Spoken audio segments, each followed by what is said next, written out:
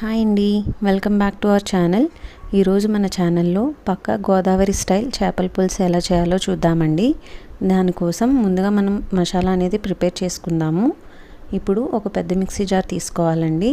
తీసుకుని దీనిలోకి 1.5 ఇంచ్ అల్లము, అలాగే 5 to 6 వెల్లుల్లి రెమ్మలు, 1 టీ స్పూన్ జీలకర్ర, 1 టీ స్పూన్ ధనియాలు, అలాగే 3 లవంగాలు యాడ్ చేసుకొని ఇప్పుడు 2 to 3 మీడియం సైజ్ ఆనియన్స్ని పీల్ చేసుకొని ఇలా పెద్ద పీసెస్లా కట్ చేసుకొని అదే మిక్సీ జార్లోకి ట్రాన్స్ఫర్ చేసుకోవాలండి. ట్రాన్స్ఫర్ చేసుకుని మొత్తం అంతా కూడా ఒక మెత్తటి పేస్ట్ లాగా బ్లెండ్ చేసుకుని పక్కన పెట్టేసుకోవాలండి.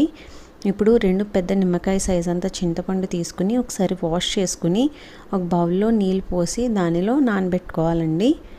ఇప్పుడు ఒక డీప్ కడాయిలో ఆయిల్ వేసుకుని హీట్ చేసుకోండి. ఇక్కడ చేపల పులుసుకి ఆయిల్ అనేది ఎక్కువ పడుతుందండి. ఆయిల్ తక్కువైతే కనుక చేపల పులుసు అనేది నీచు వాసన వచ్చేసి టేస్ట్ మొత్తం పాడైపోతుంది. సో ఇప్పుడు ఆయిల్ హీట్ అయిన తర్వాత ఒక 6 పచ్చిమిర్చిని ఇలాగా నిలువుగా చీల్చుకొని ఆయిల్లో వేసుకుని బాగా కలుపుకొని ఫ్రై చేసుకోవాలండి. ఇలా 1 minute ఫ్రై అయిన తర్వాత మనం ఆల్రెడీ మిక్స్ చేసి పెట్టుకున్నాం కదండి మసాలా పేస్ట్ని, అది కూడా ఆయిల్లోకి ట్రాన్స్ఫర్ చేసుకుని మొత్తం అంతా కూడా ఒకసారి కలుపుకొని 2 minutes పాటు అలాగే ఫ్రై చేసుకోండి. ఇది మధ్యలో కలుపుతూ ఉండండి, లేదంటే అడుగుని అంటుకుపోయి మాడిపోతుంది.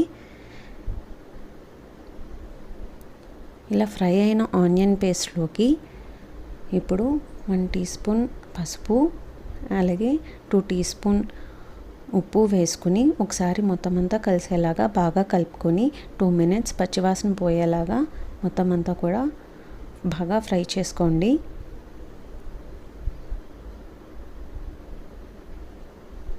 ఇప్పుడు మనం ఆల్రెడీ శుభ్రం చేసుకుని పెట్టుకున్న చేప ముక్కల్ని ఇందులో ఒక్కొక్కటిగా వేసుకుని తర్వాత 2 స్పూన్స్ కారం వేసుకుని మొత్తం అంతా ఒకసారి బాగా కలుపుకోండి. కలిపేటప్పుడు జాగ్రత్త అండి, ఫిష్ పీసెస్ అనేవి బ్రేక్ అయిపోతాయి. ఇప్పుడు 5 to 6 బెండకాయ ముక్కల్ని ఇలా పొడుగ్గా కట్ చేసుకుని దీనిలో యాడ్ చేసుకోండి. దీనిలో బెండకాయలు అనేవి చాలా మంచి టేస్ట్ ఇస్తాయండి. దీనిలో ఈ పులుసులో స్పెషల్ ఎడిషన్ అనేది బెండకాయలే అండి. ఇవి వేస్తే పులుసు అనేది చాలా చాలా టేస్టీగా ఉంటుంది. డెఫినెట్గా ట్రై చేయండి. ఇప్పుడు మనం నానబెట్టుకున్న చింతపండుని ఇలా నీళ్ళు తీసుకుని ఒకసారి మొత్తం అంతా వేసుకుని బాగా కలుపుకోండి. తర్వాత 2 గుప్పిళ్ళు కొత్తిమీర కూడా వేసుకుని మంటని మీడియం ఫ్లేమ్లో పెట్టుకుని ఇలా బాయిల్ అయ్యే వరకు బాగా మరిగించుకోండి. ఇప్పుడు బాగా బాయిల్ అయిన తర్వాత ఇప్పుడు సాల్ట్ అండ్ పులుపు చెక్ చేసుకుని యాడ్ చేసుకోవాలండి.